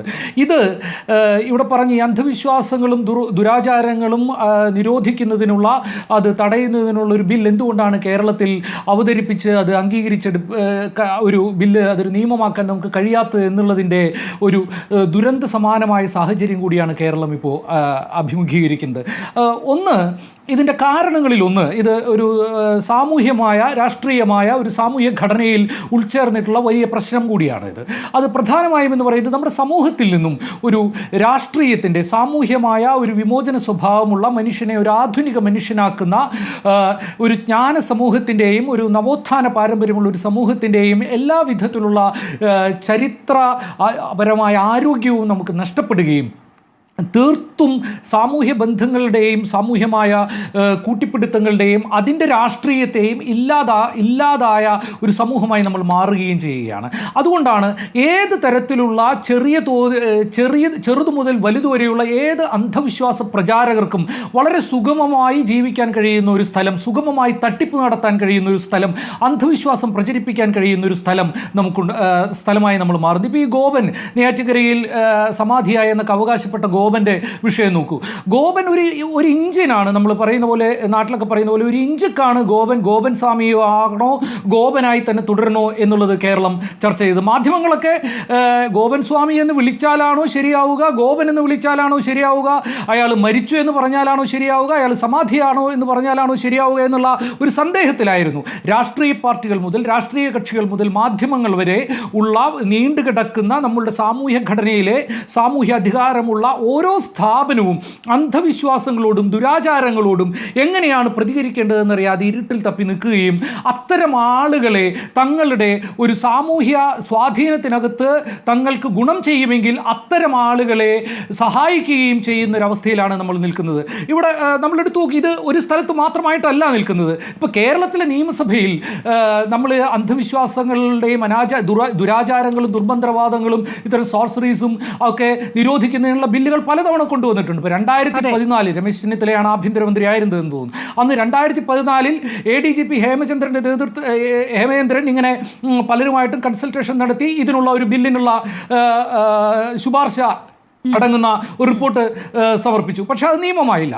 2018 PT തോമസ് സ്വകാര്യ ബില്ല് എന്നുള്ള രീതിയിൽ 2018 നിയമസഭയിൽ അന്ധവിശ്വാസ നിർമ്മാർജ്ജനത്തിനുള്ള ഒരു ബില്ല് കൊണ്ടുവന്നു. ഒരു സ്വകാര്യ ബില്ല് എന്നുള്ള നിലയിൽ കൊണ്ടുവന്നതിൽ പ്രതിപക്ഷത്തു നിന്നും ഭരണപക്ഷത്തു നിന്നും പങ്കെടുത്ത ആളുകൾ അതിനെ അനുകൂലിച്ചിട്ട് പോലും ആ ബില്ല് ഏതെങ്കിലും തരത്തിൽ കൂടുതൽ ചർച്ച ചെയ്ത് സർക്കാരിൻ്റെ തന്നെ മറ്റ് ഔദ്യോഗിക ബില്ല് കൊണ്ടുവന്ന് പാസ്സാക്കാനുള്ള പരിപാടികൾ ഉണ്ടായില്ല. 2019 നിയമപരിഷ്കാര കമ്മീഷൻ, KT തോമസ് അധ്യക്ഷനായിട്ടുള്ള നിയമപരിഷ്കാര കമ്മീഷൻ അന്ധവിശ്വാസ നിർമ്മാർജ്ജനത്തിന് വേണ്ടിയിട്ടുള്ള സമഗ്രമായ മറ്റൊരു നിർദ്ദേശം മുന്നോട്ട് വെച്ചു, ബില്ല് കൊണ്ടുവന്നു. അതും തള്ളിക്കളയുകയാണ് ഉണ്ടായത്. 2021 KD പ്രസേനൻ എന്ന് പറഞ്ഞ MLA വാസ്തവത്തിൽ വളരെ സമഗ്രമായ രീതിയിലുള്ള ഒരു നീക്കമായി സമഗ്രമായൊരു ബില്ലായിരുന്നു. അത് വളരെ സമഗ്രമായൊരു ബില്ലായിരുന്നു. ഒരുപക്ഷെ കേരളത്തിൽ അടുത്ത കാലത്തൊന്നും ഒരു MLA അവതരിപ്പിക്കാത്ത രീതിയിലുള്ളൊരു ബില്ല്, അത്തരത്തിൽ സമഗ്രമായൊരു ബില്ലാണ് അന്ധവിശ്വാസ നിർമ്മാർജ്ജനത്തിന് വേണ്ടിയിട്ട് KD പ്രസേനൻ അവതരിപ്പിച്ചത്. പക്ഷേ ആ ബില്ലും എന്തെങ്കിലും തരത്തിൽ രാഷ്ട്രീയമായ ഇച്ഛാശക്തി പുലർത്തിക്കൊണ്ട് പാസ്സാക്കി ഒരു നിയമമാക്കി എടുക്കാൻ കഴിഞ്ഞില്ല. അതെന്തുകൊണ്ടാണ്? UDF ഭരിക്കുമ്പോഴായാലും LDF ഭരിക്കുമ്പോഴായാലും ഈ വിഷയം സഭയിൽ എത്തിയിട്ടുണ്ട്. ഇതിൽ സഭയിൽ പരസ്യമായി തന്നെ അത് കൊണ്ടുവരണം എന്നാണ് ഭൂരിഭാഗവും ആഗ്രഹിക്കുകയും പറയുകയും ചെയ്യുന്നത്. പക്ഷേ അതിൽ ഉത്തരവാദപ്പെട്ട മന്ത്രിമാർ പ്രതികരിക്കുമ്പോൾ പഠിച്ചുകൊണ്ടിരിക്കുകയാണ്, പഠിക്കാൻ ഏൽപ്പിച്ചിരിക്കുകയാണ് എന്ന രൂപത്തിൽ പ്രതികരണങ്ങൾ വരുന്നു. ആ പഠനം എന്താണ് ഇങ്ങനെ നീണ്ടു പോകുന്നത്? യഥാർത്ഥത്തിൽ വിശ്വാസവും അന്ധവിശ്വാസവും തമ്മിൽ വേർതിരിച്ച് പറയാൻ ധൈര്യക്കുറവുണ്ടോ? ഇത് അന്ധവിശ്വാസമാണെന്ന് ഉറച്ചു പറയാൻ സർക്കാരുകൾക്കോ അല്ലെങ്കിൽ പ്രതിപക്ഷത്തിനോ പറയാൻ പറ്റാത്ത രീതിയിൽ ഒരു ഭയപ്പാട്, അതൊരു വോട്ട് ബാങ്ക് ആകുമ്പോൾ അത് ആ രൂപത്തിൽ പ്രതിഫലിക്കുമോ എന്നുള്ള തെറ്റായ ഒരു ധാരണപ്പുറത്താണോ താങ്കൾ ഈ ഗോപൻ്റെ പറഞ്ഞ കാര്യത്തിൽ എനിക്കൊരു വിയോജിപ്പുണ്ട്. കാരണം ഈ സമാധി വിഷയം തന്നെ കൊണ്ടുവരുന്നത് മാധ്യമങ്ങളാണ്. അങ്ങനെ ഒരാൾക്ക് സ്വയം സമാധിയാകാൻ പറ്റുമോ എന്നും മക്കളത് സമാധിയിരുത്തി അതിൽ ഡോക്ടർ പോലും ആ മരണം സ്ഥിരീകരിച്ചിട്ടില്ല എന്നുള്ള കാര്യമടക്കം മാധ്യമങ്ങളാണ് പുറത്തു കൊണ്ടുവന്നത്. പിന്നീട് ആ മക്കൾ വല്ലാത്ത രീതിയിൽ അതിനോട് പ്രതികരിക്കുന്നു. അതിൽ ആ നാട്ടുകാരെടുത്ത നിലപാടും പ്രധാനമാണല്ലോ. അങ്ങനെ ഒരു സമാധി അങ്ങനെ സാധ്യമല്ല എന്ന് ആ നാട്ടുകാർ പറയുന്നു.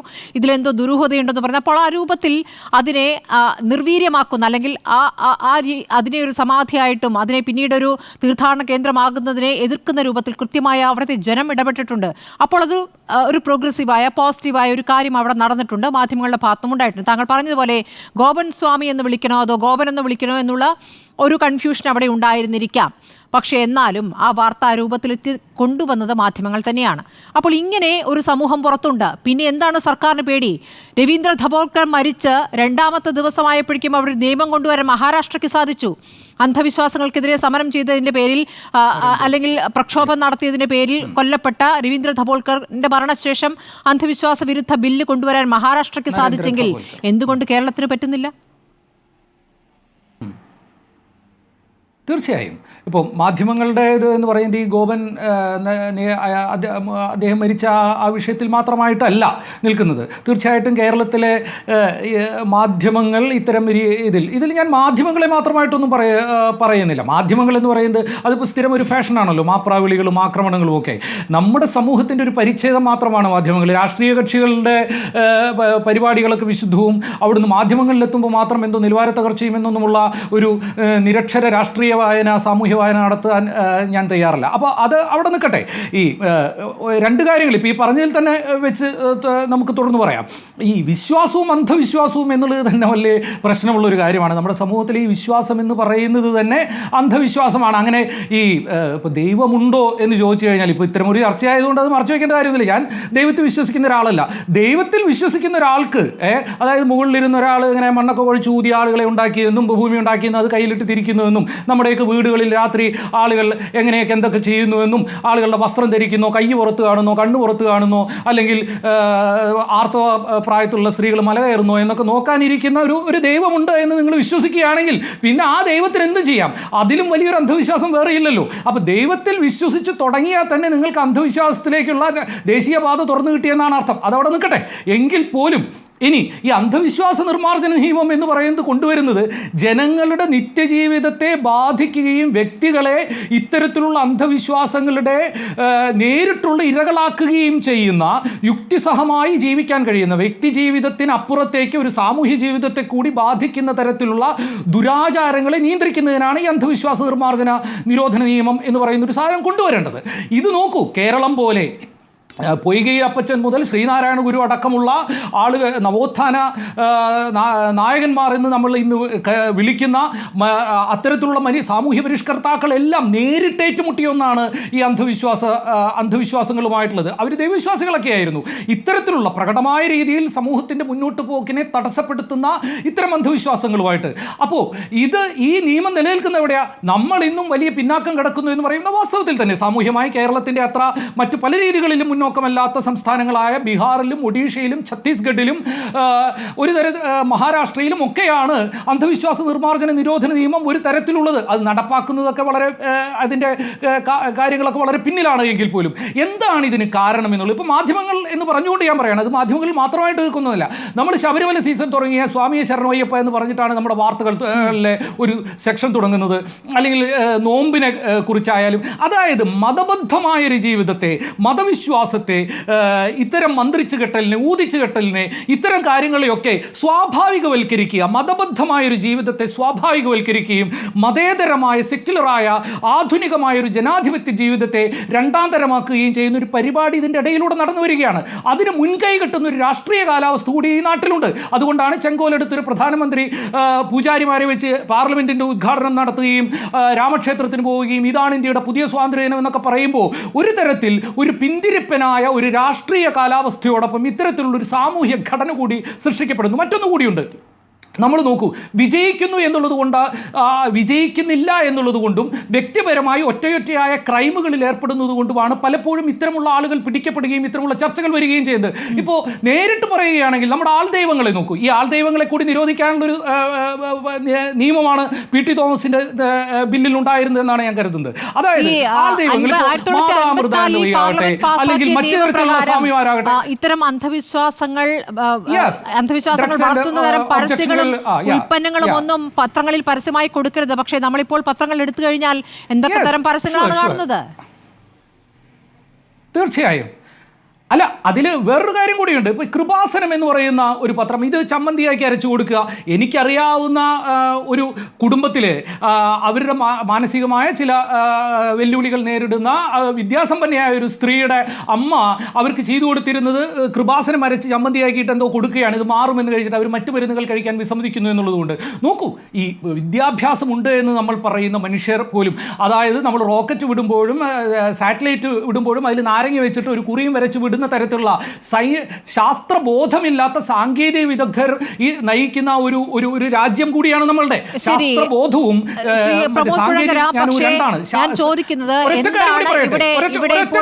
കമ്മ്യൂണിസ്റ്റ് സർക്കാരാണല്ലോ, ഇടത് സർക്കാരാണല്ലോ, ഒരു നിയമം ഉണ്ടാക്കാൻ അല്ലെങ്കിൽ ബിൽ പാസ്സാക്കാൻ എന്താണ് തടസ്സം? ഈ പറയുന്ന കാര്യങ്ങൾ സമൂഹത്തിൽ പല രൂപത്തിൽ നടക്കുന്നു. എന്താണ് തടസ്സം? അങ്ങനെ പാസ്സാക്കരുത് എന്ന് സർക്കാരിനെ ആരെങ്കിലും അങ്ങനെ ഭീഷണിപ്പെടുത്തുമോ? എന്താണ് ഭയക്കുന്നത്? അവർ ഭയക്കുന്നതിൻ്റെ പ്രധാന കാരണം എന്ന് പറഞ്ഞാൽ അതിൻ്റെ ഉള്ളിൽ നമ്മൾ ഈ പറയുന്ന കമ്മ്യൂണിസ്റ്റ് സർക്കാർ എന്നൊക്കെ പറയുന്ന മനോഹര പദമൊക്കെ മാറ്റിവെച്ചാൽ അതിൽ കമ്മ്യൂണിസ്റ്റ് പ്രത്യയശാസ്ത്രവുമില്ല, ഇടതുപക്ഷ ഭാവുകത്വവുമില്ല, ഇടതുപക്ഷ രാഷ്ട്രീയവുമില്ല. അതായത് നാളെ പോയി വോട്ട് കിട്ടുന്നതിന് വേണ്ടി അമൃതാനന്ദയുടെ അടുത്ത് പോയിട്ട് കാല് തൊട്ട് നിൽക്കുന്നതിന് AK ബാലനും പ്രേമേന്ദ്രനും വരെ തയ്യാറായ ഒരു ഇടതുപക്ഷ രാഷ്ട്രീയത്തെയാണ് നമ്മളിവിടെ കാണുന്നത്. ഇത് ഇടതുപക്ഷ രാഷ്ട്രീയമല്ലാത്തതുകൊണ്ടാണ് മതാചാരങ്ങളെയും മതബദ്ധമായ ജീവിതക്രമങ്ങളെയും പോകട്ടെ, ഇത്തരം അനാചാരങ്ങളെ വരെ നിരോധിക്കാനോ അതിനെ നിയന്ത്രിക്കാനോ കഴിയുന്ന ഒരു ബില്ല് പോലും നിയമസഭയിൽ അവതരിപ്പിക്കാൻ ഇവർക്ക് കഴിയാതെ വരുന്നത്. വാസ്തവത്തിൽ ഇരിക്കുന്ന കൊമ്പ് മുറിക്കുകയാണ്. എങ്ങനെയാണ് ഇടതുപക്ഷ പ്രസ്ഥാനം എന്ന് പറയുന്നത്, അല്ലെങ്കിൽ ഒരു ഇടതുപക്ഷം പോകട്ടെ, ഒരു നെഹ്റുവിയൻ സോഷ്യലിസ്റ്റ് കൺസെപ്റ്റിലുള്ള ഒരു കോൺഗ്രസ് ദേശീയ മുന്നേറ്റം അടക്കം എങ്ങനെയാണ് ഈ രാജ്യത്ത് രൂപപ്പെട്ടു വന്നത്? അത് നേരിട്ട് തന്നെ ഇത്തരത്തിലുള്ള പിന്തിരിപ്പൻ അന്ധവിശ്വാസങ്ങളോടും വിശ്വാസക്രമങ്ങളോടും ദുരാചാരങ്ങളോടും ഒക്കെ മല്ലിട്ടുകൊണ്ടാണ് ഒരു നവോത്ഥാന കേരളത്തെ, ഒരു അത്തരത്തിലുള്ള ഒരു സാമൂഹ്യമായി ഒരു ആധുനിക ജനാധിപത്യ സമൂഹത്തെ, വ്യക്തികളുടെ ആധുനിക ബോധമുള്ള വ്യക്തികളുടെ ഒരു സമൂഹത്തെ സൃഷ്ടിച്ചത്. ഇത്തരം ഒരു സമൂഹത്തിൽ മാത്രമാണ് നമുക്ക് ഇടതുപക്ഷ രാഷ്ട്രീയത്തെ മുന്നോട്ട് കൊണ്ടുപോകാൻ കഴിയുക, മതേതര രാഷ്ട്രീയത്തെ മുന്നോട്ട് കൊണ്ടുപോകാൻ കഴിയുക. അല്ലെങ്കിൽ നോക്കൂ, ഇപ്പോൾ നമ്മുടെ നാട്ടിൽ കിട്ടുന്ന സ്വീകാര്യത, അതായത് ഇത്തരം അന്ധവിശ്വാസ പ്രചാരകർക്കും ശബരിമലയിൽ പോകുന്ന സ്ത്രീകളെ തേങ്ങയെറിഞ്ഞ് കൊല്ലണമെന്ന് പറയുന്നവർക്കും നമ്മളുടെ നാട്ടിലെ ചർച്ചകളിലും പൊതുസംവാദങ്ങളിലും കിട്ടുന്ന സ്വീകാര്യത, തികഞ്ഞ ജനാധിപത്യ വിരുദ്ധതയും അന്ധവിശ്വാസ പ്രചാരവും കിട്ടുന്നവരുടെ മുമ്പിൽ ഇവിടുത്തെ രാഷ്ട്രീയ നേതൃത്വം വണങ്ങി നിൽക്കുന്നത് അവരുടെ ഉള്ളിൽ ഒരു മതേതര രാഷ്ട്രീയവുമില്ല, ഇടതുപക്ഷ രാഷ്ട്രീയവുമില്ല എന്നുള്ളതുകൊണ്ടാണ്. അതുകൊണ്ടൊരു പൗരസമൂഹം എന്നുള്ള നിലയിൽ നമുക്ക് ചെയ്യാവുന്നത് ഇത്തരത്തിലുള്ള അന്ധവിശ്വാസങ്ങൾക്കെതിരെ കടുത്ത രാഷ്ട്രീയ സാമൂഹ്യമായ മുന്നേറ്റങ്ങൾ നടത്തുക എന്നുള്ളതാണ്. അല്ലെങ്കിൽ ഈ ദേവനന്ദ പോലുള്ള 2 വയസ്സുള്ള കുട്ടി മുതൽ 90 വയസ്സുള്ള മനുഷ്യൻ വരെ ഇതിൻ്റെ ഇരകളായിക്കൊണ്ടിരിക്കും എന്നുള്ള കാര്യത്തിൽ സംശയമില്ല. ശരി, ഡോക്ടർ ശ്രീശൈലം ഉണ്ണികൃഷ്ണൻ, ഇപ്പോൾ കേൾക്കുന്ന പുതിയ സംഭവം തൊട്ട് നേരത്തെ പറഞ്ഞ 1-2 കേസുകളടക്കം ഇപ്പോൾ കേരളത്തിൽ സംഭവിച്ചുകൊണ്ടിരിക്കുന്ന കാര്യങ്ങളെ താങ്കൾ എങ്ങനെയാണ് നിരീക്ഷിക്കുന്നത്? തീർച്ചയായിട്ടും മനുഷ്യ മനസാക്ഷിയെ ഞെട്ടിക്കുന്ന വിധത്തിലുള്ള കൊലപാതക പരമ്പരകൾ കേരളത്തിലുടനീളം സംഭവിച്ചുകൊണ്ടിരിക്കുകയാണ്. ഓരോ ശിശുരോധനത്തിലും കേൾപ്പു ഞാൻ 1 കോടി ഈശ്വര വിലാപം എന്ന് നമ്മുടെ ഒരു കവി മധുസൂദൻ നായർ ഒരു കവിതയിൽ സൂചിപ്പിച്ചിട്ടുണ്ട്. കേരളത്തിൻ്റെ എല്ലാ പ്രദേശങ്ങളിൽ നിന്നും ഇത്തരത്തിലുള്ള വലിയ കുറ്റകൃത്യങ്ങൾ നടക്കുന്നു. അതിൻ്റെ തീക്ഷ്ണതയും വർദ്ധിച്ചു വരുന്നു എന്നതാണ് യാഥാർത്ഥ്യം. എന്തായാലും കുറ്റവാളികളെ നിയമത്തിന് മുന്നിൽ എത്തിക്കാൻ നമ്മുടെ പോലീസ് സംവിധാനത്തിന് കഴിയട്ടെ എന്ന് പ്രാർത്ഥിക്കുന്നു. എനിക്ക് പ്രധാനമായിട്ട് സൂചിപ്പിക്കാനുള്ളൊരു കാര്യം, 1970-കൾക്ക് ശേഷം കേരളീയ സമൂഹം വലിയ പരിണാമങ്ങൾക്ക് വിധേയമായിട്ടുണ്ട്. മാനസിക ആരോഗ്യത്തെ സംബന്ധിച്ച് വളരെ സൂക്ഷ്മമായിട്ട് പഠിക്കുമ്പോൾ വലിയ തോതിലുള്ള പിളർപ്പുകൾക്ക്, വലിയ തോതിലുള്ള അപകടകരമായ കാഴ്ചപ്പാടുകൾക്കൊക്കെ പ്രാധാന്യം വർദ്ധിച്ചു വരുന്നു. സാമ്പത്തികമായ ഉന്നതി എന്ന കാര്യം ജീവിതത്തിൻ്റെ ഏറ്റവും പ്രധാനപ്പെട്ട ലക്ഷ്യമായി തീരുന്നു. അതിന് സഹജീവിയെ ഏത് വിധത്തിലും ഇല്ലായ്മ ചെയ്യാം എന്നുള്ളൊരു താല്പര്യം ഉണ്ടാകുന്നു. ചതിയും വഞ്ചനയും ക്രൂരകൃത്യങ്ങളും ഒക്കെ വർദ്ധിച്ചു വരുന്നു. എന്തുകൊണ്ടാണിത് സംഭവിക്കുന്നത്? കേരളീയ സമൂഹത്തെ നമ്മൾ സാക്ഷര സമൂഹം എന്നൊക്കെ, പ്രബുദ്ധ കേരളം എന്നൊക്കെ പറയുമ്പോൾ കേരളത്തിൻ്റെ നവോത്ഥാന പാരമ്പര്യത്തിന്, കേരളത്തിൻ്റെ സാമൂഹികമായ ഒരു മനസ്സിന് എന്ത് സംഭവിച്ചു എന്ന് കാര്യമായിട്ട് പഠിക്കേണ്ട ഒരു സന്ദർഭമാണിത്. നാളിതുവരെയുള്ള നമ്മുടെ വിദ്യാഭ്യാസ സംവിധാനങ്ങൾ പരാജയപ്പെട്ടോ? കേവലം മാർക്ക് എന്നതിനുപരിയായിട്ട് നമ്മുടെ പൗര നിർമ്മാണം, അവരുടെ മനസ്സിൻ്റെ നിർമ്മാണം എന്നുള്ള കാര്യത്തിന് ആരോഗ്യകരമായ സുസ്ഥിരമായ ഒരു കാഴ്ചപ്പാട് ഉണ്ടാവണം എന്നുള്ളൊരു നിലപാടിനൊക്കെ ഘടകവിരുദ്ധമായിട്ടുള്ള സമീപനങ്ങൾ നമ്മുടെ വിദ്യാഭ്യാസ മേഖലയിൽ അടക്കം സംഭവിച്ചതിൻ്റെ ഒരു ദുരന്തമാണ് നമ്മളിപ്പോൾ അനുഭവിക്കുന്നത്. ഇവിടെ അഡ്വക്കേറ്റ് പ്രമോദ് സാറ് സൂചിപ്പിച്ചു, കേരളീയ നവോത്ഥാനത്തെക്കുറിച്ച് ചില ചിന്തകൾ അദ്ദേഹം മുന്നോട്ട് വെച്ചു. നമുക്കറിയാം, ജാതീയതയും അതോടൊപ്പം തന്നെ വലിയ അസമത്വങ്ങളും നിറഞ്ഞു നിന്ന ഒരു കേരളീയ സമൂഹത്തെ നോക്കിയാണ് വിശേഷിച്ച് മലബാറിൻ്റെ പശ്ചാത്തലത്തിൽ ഭ്രാന്താലയം എന്ന് കേരളത്തെ വിവേകാനന്ദ സ്വാമികൾ വിശേഷിപ്പിക്കുന്നുണ്ട്. ആ ഭ്രാന്താലയത്തെ പിൽക്കാലത്ത് നമ്മുടെ വലിയ നവോത്ഥാന നായകന്മാരായ അവർ സന്യാസിമാരും കൂടി ആയിരുന്നു ഭൂരിഭാഗം ആളുകളും എന്നുകൂടി നമ്മൾ ചിന്തിക്കണം. അത് വൈകുണ്ഠസ്വാമികളാവട്ടെ, ചട്ടമ്പി സ്വാമികളാവട്ടെ, ശ്രീനാരായണ ഗുരു ആവട്ടെ, അവരൊക്കെ കേരളത്തെ ക്രമേണ നവോത്ഥാനത്തിൻ്റെ പാതയിലേക്ക് എത്തിക്കുന്നുണ്ട്. പല ശക്തികളും അതിനുവേണ്ടിയുള്ള പരിശ്രമങ്ങളിൽ ഇടപെട്ടിട്ടുമുണ്ട്. അപ്പോൾ അഡ്വക്കേറ്റ് പ്രമോദ് സാർ സൂചിപ്പിച്ച പ്രധാനപ്പെട്ട ചില നിരീക്ഷണങ്ങളോട് എനിക്ക് കടുത്ത വിയോജിപ്പുണ്ട്. എങ്കിലും കേരളീയ സമൂഹം അനാചാരത്തിൻ്റെ അന്ധവിശ്വാസത്തിൻ്റെയും ഒരു ലോകത്തിലേക്ക് മാറിത്തീരുന്നു.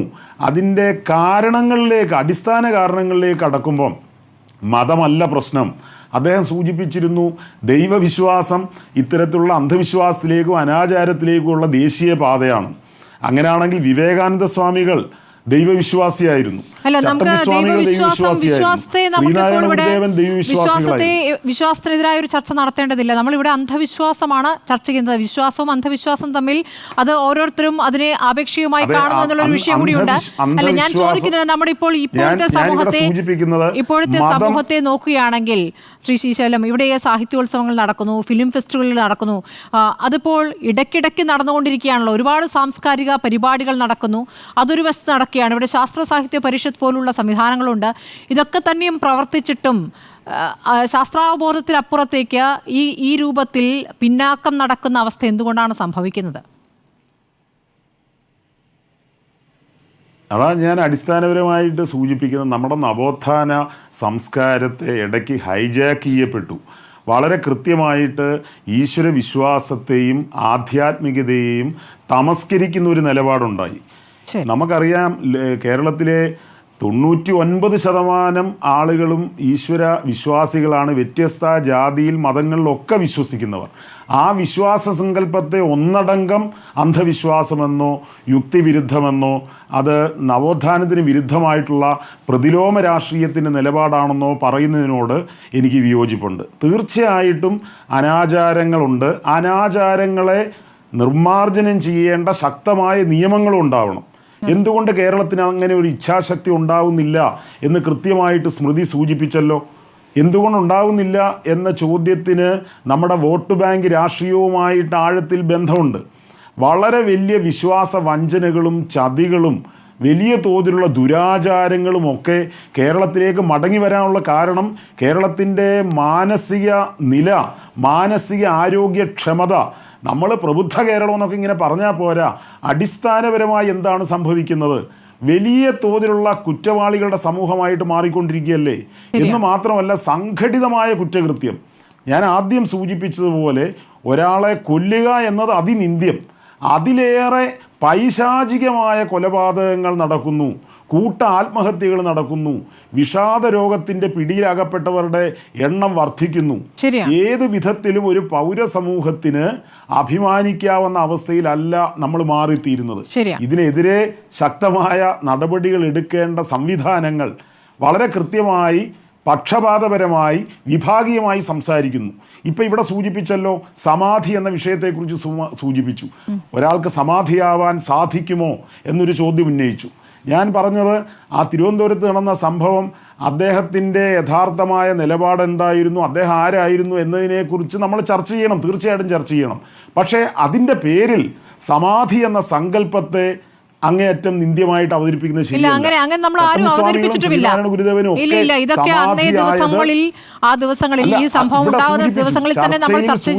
ഒരു കാര്യമാണ്, സമാധിയാവാൻ സാധിക്കുമോ സ്മൃതി, സമാധിയാവാൻ സാധിക്കുമോ എന്ന ചോദ്യം പോലും അത്തരത്തിൽ ഹീനമായ ലക്ഷ്യങ്ങളോടെയാണ്.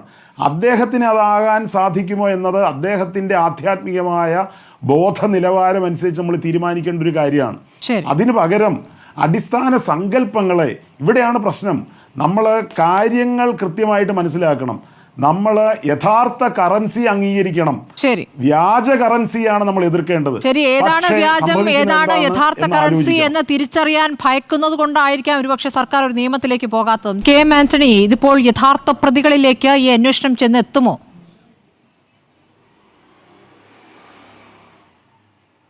തീർച്ചയായിട്ടും യഥാർത്ഥ പ്രതികളെ കേരള പോലീസ് കണ്ടെത്തും. കാരണം അതിന് 100% ഉറപ്പുണ്ട്. കാരണം അന്വേഷണം ശരിയായ ദിശയിലാണ് പോകുന്നത്. അതിന് യാതൊരു വീഴ്ചയും വരില്ല. കാരണം നമുക്കറിയാം പല കാരണങ്ങളുണ്ട്. ഒരു 2 ദിവസം കൊണ്ട് ഒരു കേസിൻ്റെ അന്വേഷണം പൂർത്തീകരിക്കാനോ അല്ലെങ്കിൽ അതിലെ പൂർണ്ണമായ കാരണങ്ങളിലേക്ക് കടന്നു ചെല്ലുവാനോ ഒന്നും ചിലപ്പോൾ സാധിച്ചെന്നിരിക്കില്ല.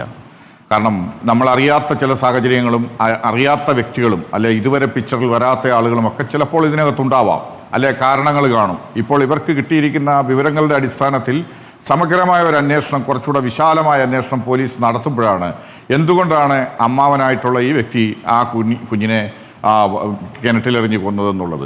ഇപ്പോൾ ആ കുട്ടിയുടെ DNA പരിശോധന ഉൾപ്പെടെയുള്ളത് നടത്തിയുള്ള ഒരു അന്വേഷണമൊക്കെയാണ് മുന്നോട്ട് പോകേണ്ടത്. എല്ലാ കാര്യങ്ങളും എല്ലാ വശങ്ങളും മനസ്സിലാക്കി അന്വേഷിച്ച് പോകണം. കാരണം ഈ സംഭവങ്ങളിൽ അല്ലെ ഈ വ്യക്തികൾ അല്ലെ ആങ്ങള പെങ്ങൾ എന്നുള്ള അതിനെ സംബന്ധിച്ചൊക്കെ പുറത്തു വരുന്ന കാര്യങ്ങൾ എന്താണ്, അല്ലെ അതിന്റെ സ്വാഭാവികമായിട്ടുള്ളതല്ല. ആ രീതിയിലുള്ള വാർത്തകളും പുറത്തുന്നുണ്ട്, സംശയങ്ങൾ കൂടി വരുന്നുണ്ട്. അതെ, ശ്രീ KKM സുനിൽ, ഇതിലിപ്പോൾ കുഞ്ഞിന് നീതി നടപ്പാക്കി കൊടുക്കുക അല്ലെങ്കിൽ ഇതിലൊരു സത്യം പുറത്തു കൊണ്ടുവരുന്നത് വരെ അതിനുവേണ്ടി ഒരു നിലപാടെടുക്കും നാട്ടുകാർ എന്നാണോ മനസ്സിലാക്കേണ്ടത്? തീർച്ചയായിട്ടും ഞങ്ങൾ നാട്ടുകാരെല്ലാം ഇതിനെ കുറ്റക്കാരനെ വെളിച്ചത്ത് കൊണ്ടുവരണം. ഇന്നലെ പോലീസ് നല്ല ഉണർന്ന് പ്രവർത്തിച്ചു, ഞങ്ങൾക്ക് അഭിമാനം തോന്നി. എന്നാൽ ഇന്ന് കാണുന്നതനുസരിച്ച് ഇന്നും പോലീസ് മോശമെന്നല്ല പറഞ്ഞത്, പക്ഷേ പ്രതി കുറ്റം സമ്മതിക്കുന്നില്ല, പ്രതി സമ്മതിക്കും. ഞാനൊന്ന് ചോദിക്കട്ടെ, ഏതെങ്കിലും കുറ്റം ചെയ്ത പ്രതി പോലീസിനോ കണ്ട ഉടനെ ചിരിച്ചുകൊണ്ട് ഞാൻ ആ കുറ്റം ചെയ്തു എന്ന് പറഞ്ഞൊരു കീഴ്വഴക്കം കേരളത്തിൽ ഉണ്ടായിട്ടുണ്ടോ? ഉണ്ടായിട്ടില്ല. അപ്പോൾ പോലീസ് ശാസ്ത്രീയമായ വശങ്ങളിലേക്ക് പോയി പ്രതിയിൽ നിന്ന് ആ കുറ്റവാളി ആരാണെന്ന് ശരിക്ക് കണ്ടെത്താനുള്ള ഒരു അതിൻ്റെ നിയമവഴികൾ കണ്ടെത്തുകയാണ് വേണ്ടത്. അല്ലാതെ ഹരികുമാറിൽ ഒതുക്കി കേസന്വേഷണം പൂർത്തിയാക്കുന്ന നിലയിലേക്ക് പോയാൽ ഞങ്ങൾക്ക് നാട്ടുകാർക്ക് ഇതിനോട് യോജിക്കാൻ കഴിയില്ല. തീർച്ചയായിട്ടും ഞങ്ങളിപ്പോഴും കരുതുന്നു പ്രതി യഥാർത്ഥ കുറ്റവാളി ശ്രീതു തന്നെയാണ്, അവിടെ ഒളിഞ്ഞിരിപ്പുണ്ട്. എന്തുകൊണ്ട് ആ ഒരു അന്വേഷണത്തിലേക്ക് അല്ലെങ്കിൽ ശരിക്കുള്ള ഒരു നിജസ്ഥിതിയിലേക്ക് പോലീസ് വരുന്നില്ല, ഹരികുമാറിൽ മാത്രം പിടിച്ചു നിൽക്കുന്നു? ഞങ്ങൾക്കത് ഹരികുമാറിനെ നന്നായിട്ട് അറിയാമെന്നുള്ളത് കൊണ്ടാണ്. ഹരികുമാറിനെ സംബന്ധിച്ചിടത്തോളം ഒറ്റയ്ക്ക് ഈ കൃത്യം ചെയ്യാൻ കഴിയത്തില്ല. ഞാൻ നേരത്തെ പറഞ്ഞതുപോലെ അഗ്നിബാധ അടക്കമുള്ള കാര്യങ്ങൾ ഇതൊരാളിന് ചെയ്യാൻ കഴിയുന്നില്ല. എന്തിനു വേണ്ടിയാണ് ഇത് ചെയ്തത്? ആര് പറഞ്ഞിട്ടാണ്? ഇത് സ്വയം അയാൾ ഏറ്റതുകൊണ്ട് വിഷയം തീരുന്നില്ല. ഈ കുഞ്ഞിനെ കൊല്ലാനുള്ള കാരണം, ഈ കുഞ്ഞെന്ത് പിഴച്ചു, ഈ കുഞ്ഞിനെ കൊല്ലാനുള്ള കാരണം ആധികാരികമായി നാട്ടുകാർക്ക് അറിയാൻ അതീവ താല്പര്യമുണ്ട്. അത് പോലീസ് വെളിച്ചത്ത് കൊണ്ടുവരണം എന്ന് തന്നെയാണ് ഈ നിലയ്ക്ക്. അങ്ങനെ പ്രത്യേകിച്ചുകൊണ്ട് നമുക്ക് ഈ ചർച്ച അവസാനിപ്പിക്കാം. വളരെ നന്ദി Shri KKM Sunil, Shri KM Antony, advocate Pramod Puzhankara, doctor Srisailam Unnikrishnan ചർച്ചയിൽ പങ്കെടുത്തതിന്.